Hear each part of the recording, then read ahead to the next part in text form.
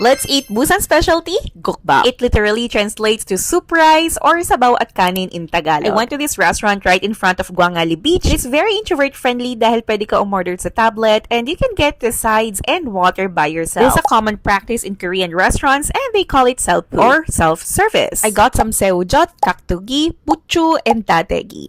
Let's eat gukbap, guys. Pagka nasa Busan kayo, must eat to kasi dito talaga sila sikat sa gukbap. First, lalagyan natin siya nitong fermented na, parang bagoong nila. Fermented shrimp kasi walang lasa to. Tikman muna natin siya ng siya lang.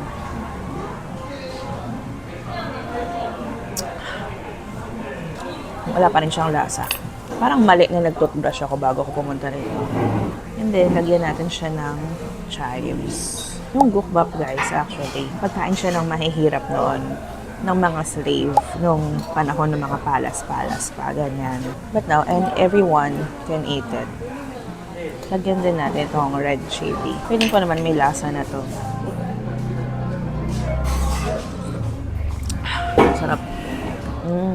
Lagyan din natin siya ng pepper and then ng salt. Madaming pagkain dito sa Korea, guys, na kayo talaga yung magtitimpla. Sobrang sarap ng paminta. Side naman, bawang na may samjang.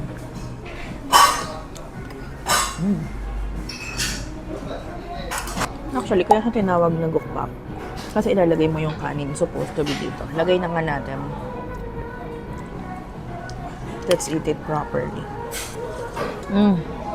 Mas masarap na siyang ganun.